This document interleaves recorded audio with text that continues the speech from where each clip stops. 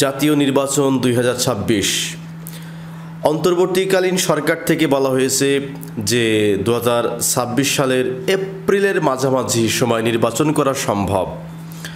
এখন অনেকেই এইটা ধরে রেখেছেন যে এপ্রিলেই হয়তো নির্বাচন হবে, কিন্তু যদি আপনি একটু পারিপার্শ্বিক বিষয়ে চিন্তা ভাবনা করেন, দেখেন যে এপ্রিলের মধ্যে আপাতত দৃষ্টিতে এখনও পর্যন্ত নির্বাচন হওয়া কিন্তু সম্ভব না। কেন সম্ভব না?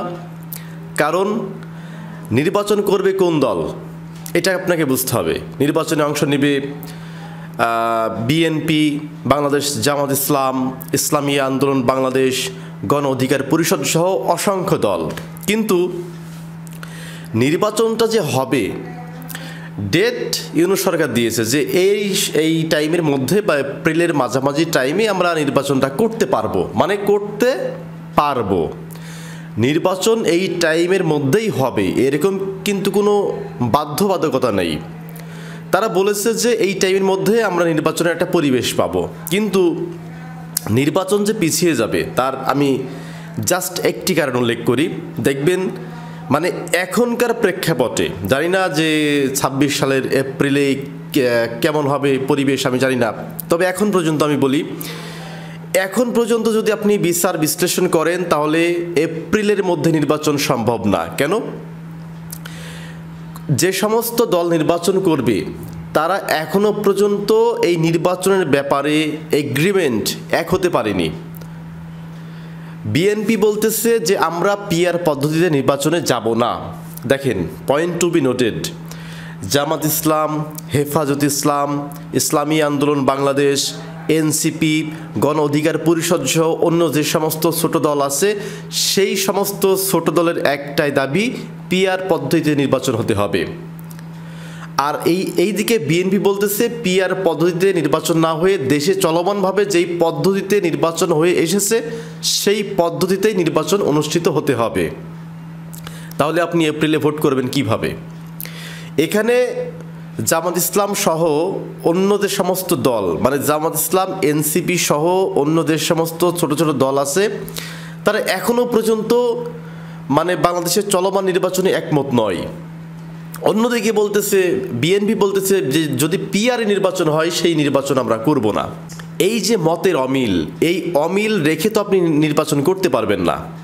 দেখেন, এই মতের অমিল বা মতনৈক্য যদি থেকে থাকে তাহলে পরে এই নির্বাচন কিন্তু আপনার এপ্রিলে হবে না, যতক্ষণ না পর্যন্ত উভয় দল বসে ঠিক না করবে যে নির্বাচন কোন পদ্ধতিতে হবে।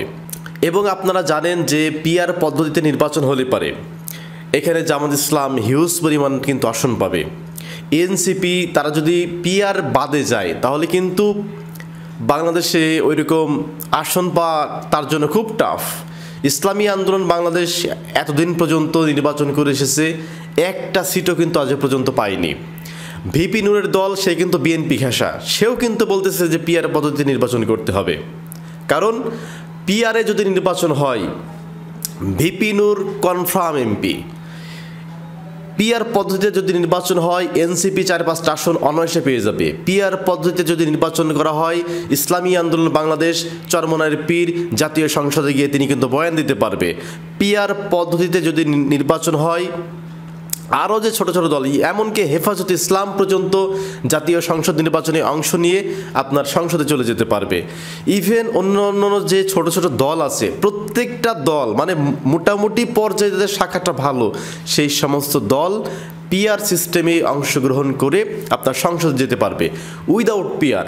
যদি পিআর পদ্ধতিতে না হয় তাহলে পারে বিএনপি হিউজ পরিমাণ আসন নিয়ে জাতীয় সংসদ নির্বাচনে সরকার গঠন করবে। কিন্তু এই জন্য এই যে একটা বিষয়, যদি পিআরে হয় তাহলে জামাত ইসলাম, এনসিপি সহ যে সমস্ত ছোট দল আছে প্রত্যেকটা দল জাতীয় সংসদে কিন্তু আসন পাবে।